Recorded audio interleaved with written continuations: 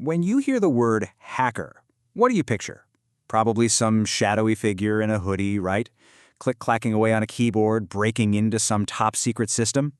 Well, what if I told you that some of the most talented hackers out there are actually the good guys? That they're hired to protect the very systems we all use every single day?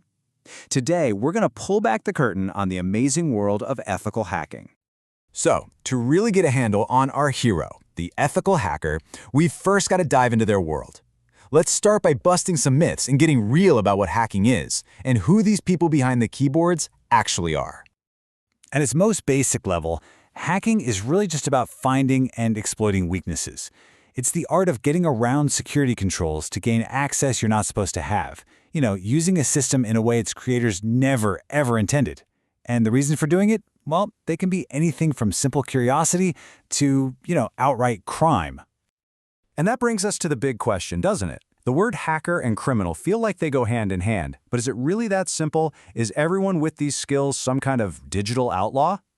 Yeah, the typical profile is a super smart person with some serious skills in programming, networking, and security.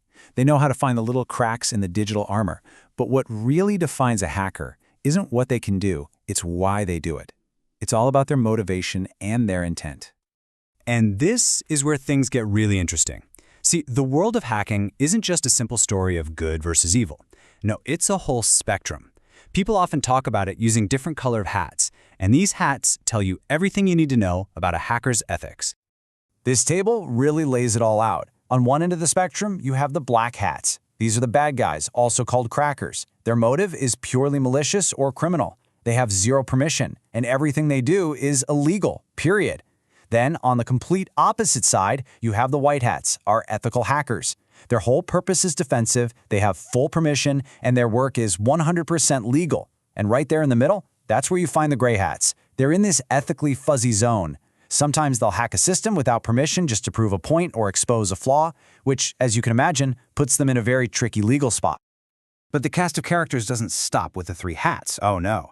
You've also got script kiddies. These are the amateurs, basically using tools other people build just for the thrill of it. Then you have hacktivists, who use their skills for a political or social cause. The stakes get way higher with state-sponsored hackers, who are basically digital spies for governments, and of course organized criminal syndicates who are all about making money. And maybe the scariest of all, the insiders. These are employees who are already inside the castle walls, misusing the access they were given. Okay, now that we've met the whole crew, let's zoom in and put the spotlight on the hero of our story, the white hat, the ethical hacker.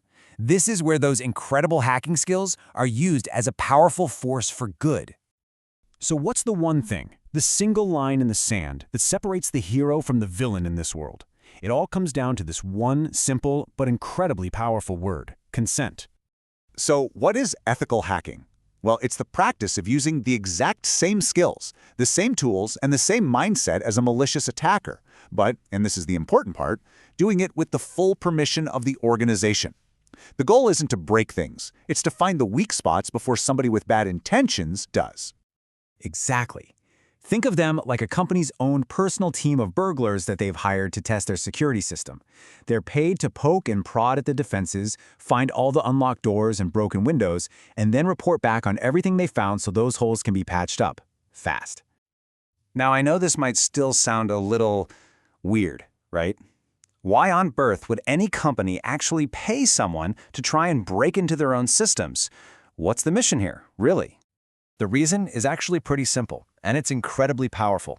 To build a truly strong defense, you absolutely have to understand the offense. Ethical hackers give companies that crucial attacker's perspective, letting them see their own systems through the eyes of an enemy. So, what does thinking like an attacker really mean? It's about asking three key questions. First, reconnaissance. What can an attacker see just by looking from the outside? Second, exploitation. Okay, with that information, what can they actually do? Can they get in? And third, detection.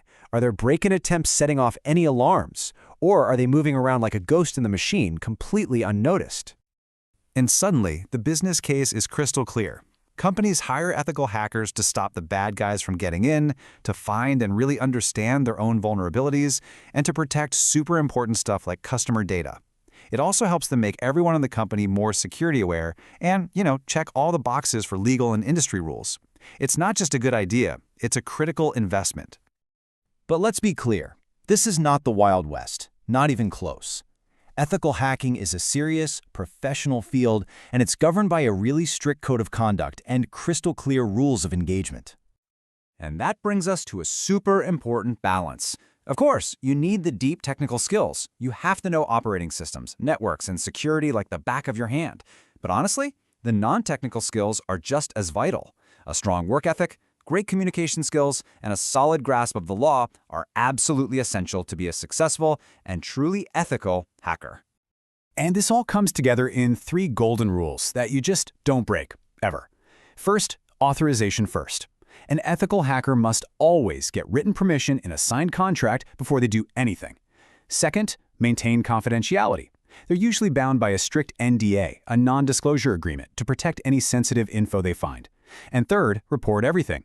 The job isn't over until every single vulnerability is documented and reported back to the company so they can get to work fixing it. And that leaves us with one final thought to chew on. An ethical hacker, they can be your guide. They can show an organization every unlocked door, every broken window, every single weak point in its digital fortress. But after they hand over that map, who's actually responsible for turning the key and locking the door? Well, that's on the organization itself. It's a powerful reminder that security isn't something you achieve once. It's a continuous journey.